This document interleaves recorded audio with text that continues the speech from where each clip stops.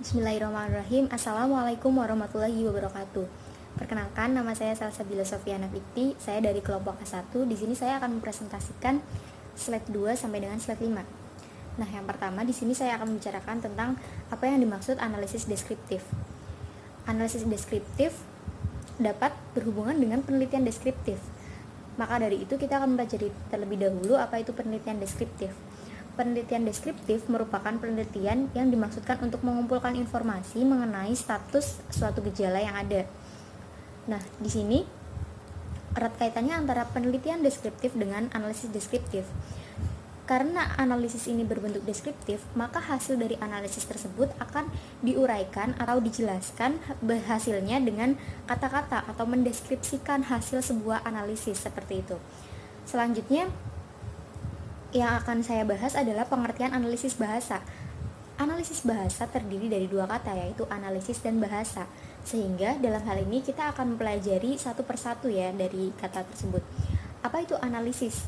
Pengertian dan analisis ya, menurut Komaria, analisis adalah suatu usaha untuk mengurai masalah atau fokus kajian menjadi bagian-bagian sehingga susunan atau tatanan bentuk suatu yang diurai itu tampak dengan jelas dan karenanya bisa lebih terang ditangkap maknanya atau lebih jernih dimengerti duduk perkaranya. Nah, dalam hal ini dapat kita simpulkan bahwasanya analisis merupakan hal atau usaha yang digunakan untuk mengurai sesuatu masalah atau fokus kajian menjadi bagian-bagian sehingga susunan atau tatanan bentuk suatu yang diurai itu akan tampak lebih jelas karenanya sehingga lebih terang dan lebih mudah ditangkap maknanya. Sedangkan pengertian bahasa sendiri adalah alat yang dipakai untuk membentuk pikiran dan perasaannya, keinginan, perbuatan-perbuatan, alat yang dipakai untuk mempengaruhi dan dipengaruhi. Sehingga bahasa dapat kita simpulkan bahwasanya alat yang digunakan manusia untuk menyampaikan gagasan, menyampaikan perasaan yang dimiliki, alat untuk mempengaruhi seseorang, dan kita juga dapat dipengaruhi oleh seseorang menggunakan bahasa tersebut. Dalam hal ini analisis bahasa dapat kita simpulkan menjadi hal atau usaha seperti itu, suatu usaha untuk mengurai suatu masalah yang ada terhadap bahasa, masalah kebahasaan itu sendiri, sehingga fokus kajian bahasa tersebut dapat dimengerti lebih jelas maknanya. Selanjutnya, jenis-jenis analisis bahasa itu yang saya bahas di sini ada 4 ya. Yang pertama yaitu analisis fonem. Apa itu analisis fonem? Analisis fonem adalah analisis yang berupa pokok pikiran yang dipakai sebagai pegangan untuk menganalisis fonem-fonem itu sendiri, fonem-fonem suatu bahasa. Fonem yang merupakan lambang bunyi bahasa, sehingga analisis fonem berarti mengkaji tentang lambang bunyi bahasa itu sendiri. Berikutnya ada analisis morfem ya. Analisis morfem merupakan analisis morfologi, mengkaji tentang morfem atau satuan gramatikal terkecil untuk dapat mengetahui unsur terkecil dari subbahasa. Nah, subbahasa di sini dapat kita ketahui tidak hanya tentang satu bahasa saja, tetapi dapat juga subbahasa Kawi, Palembang, Makassar, atau bahasa Madura seperti itu. Pada penelitian morfologi dapat meneliti baik morfem bebas maupun morfem terikat yang ada dalam suatu kalimat atau dalam suatu kata seperti itu. Nah, selanjutnya ada analisis kalimat. Analisis kalimat menganalisis berdasarkan unsur pembangunnya. Jadi analisis kalimat berarti menganalisis unsur-unsur pembangun dari sebuah kalimat itu sendiri. Tidak seperti tadi analisis morfologi berarti kan mengkaji tentang atau menganalisis tentang morfem itu sendiri, morfem baik morfem terikat ataupun morfem bebas. Namun analisis kalimat di sini mengkaji tentang unsur pembangunnya seperti subjeknya, predikatnya, objeknya, atau bahkan keterangannya gitu, seperti itu. Berikutnya adalah analisis struktur dan komponen. Nah, di sini ketatabahasaan menganalisis komponen kata yang menjadikannya sebagai ciri-ciri kata itu, sehingga sebuah kata dapat dinyatakan sebagai sekelompok ciri-ciri seperti yang kita ketahui ya. Misalnya pada kata kerja pasif tentunya dapat kita mengerti dengan awalan di, seperti dimakan, Dengan kata dimakan, kita akan mengetahui bahwasanya hal tersebut merupakan kata kerja pasif seperti itu. Sedangkan imbuhan seperti memakan berarti merupakan kata kerja aktif seperti itu. Nah, berikut itu merupakan hal-hal yang dapat kita pelajari dari analisis struktur dan komponen kebahasaan seperti itu. Selanjutnya akan dijelaskan oleh Mbak Rina. Terima kasih atas perhatiannya.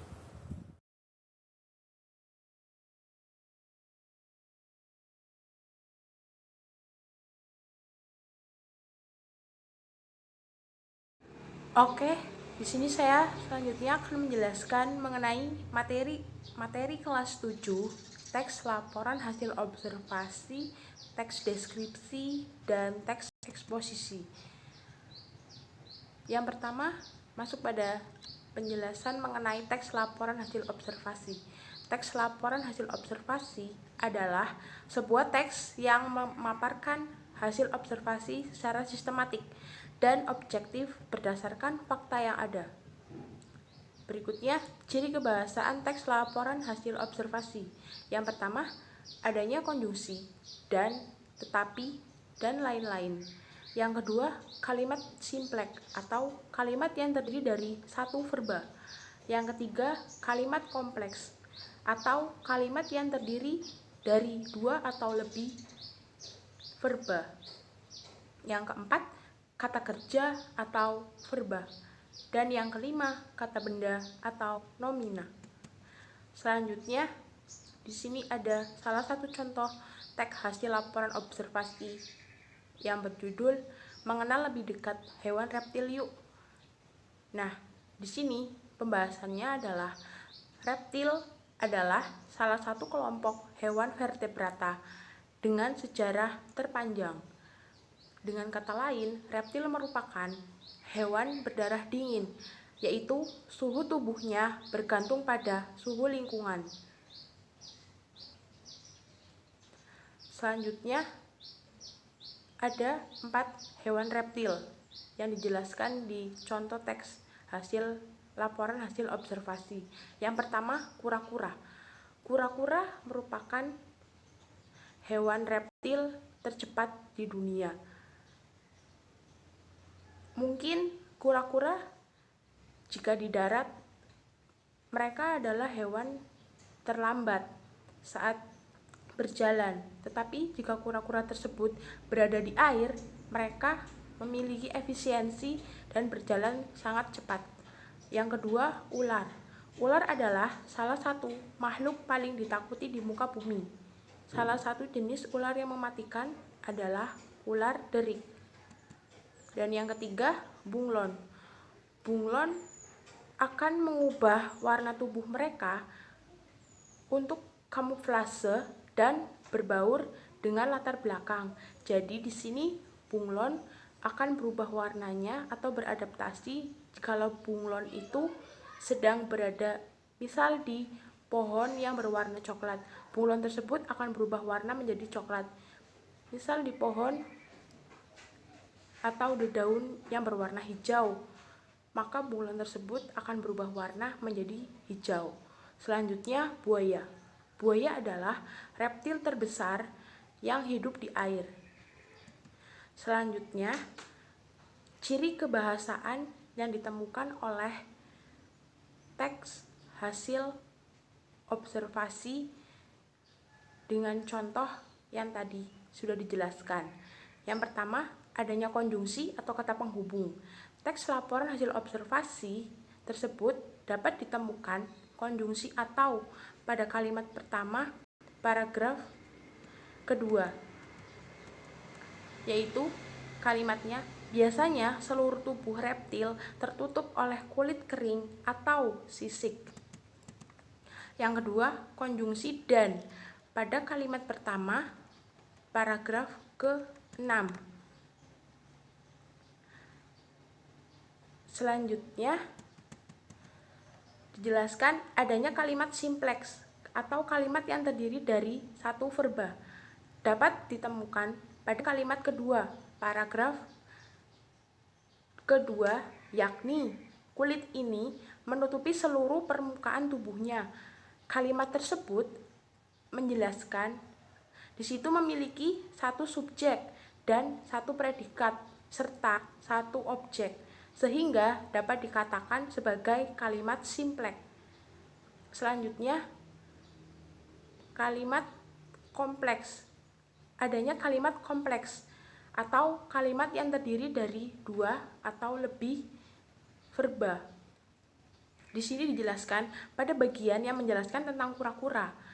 Kura-kura telah lama diejek dalam sastra maupun cerita rakyat karena kelambatan mereka. Nah, kalimat tersebut dikatakan sebagai kalimat kompleks. Mengapa?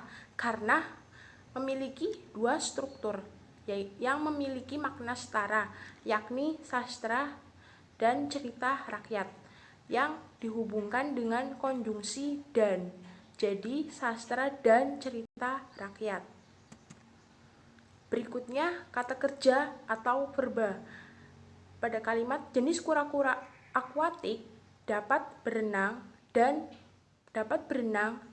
kecepatan sampai dengan 35 km per jam. Pada kalimat tersebut terdapat verba kalimat dengan kalimat berenang. Dan selanjutnya, kata nomina atau kata benda. Kata nomina dapat ditemukan pada kalimat ukuran binatang melata atau reptil bervariasi. Binatang dan reptil dapat dikategorikan sebagai kata nomina atau benda. Oke, slide selanjutnya akan dijelaskan oleh Mbak Vanessa.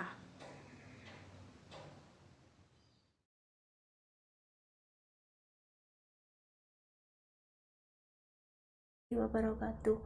Nama saya Vanessa Yulia Asih dari kelas 6A dengan NIM 17010404001. Saya akan mempresentasikan analisis bahasa yang saya akan menjelaskan tentang apa itu teks deskripsi. Merupakan teks yang menggambarkan suatu objek secara terinci dan jelas. Yang kedua, ciri kebahasaan teks deskripsi. Yang pertama, menggunakan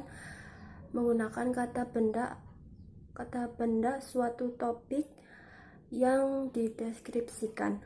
Yang kedua, menggunakan frasa yang mengandung kata benda. Yang ketiga, mengandung kata sifat yang bersifat menggambarkan. Yang selanjutnya ada contoh soal, yaitu contoh ular derik. Ular derik merupakan ular yang tinggalnya di sawah. Kalau digigit ular derik akan mengeluarkan bisa ke dalam tubuh manusia, dan si manusia tersebut akan menjadi lumpuh. Yang selanjutnya tentang ciri kebahasaan yang ditemukan dalam teks ular derik. Yang pertama, menggunakan kata sesuai topik ular derik. Yang pertama, menggunakan kata benda ular derik yang nantinya akan mendeskripsikan tentang ular derik. Yang selanjutnya, menggunakan frasa mengandung kata benda. Tampak jelas dari teks deskripsi yang diberikan oleh menggunakan kata benda, yaitu ular derik. Yang selanjutnya, menggunakan kata sifat yang bersifat menggambarkan. Yang pertama, pada ular derik menggunakan kata berbisa. Kata berbisa itu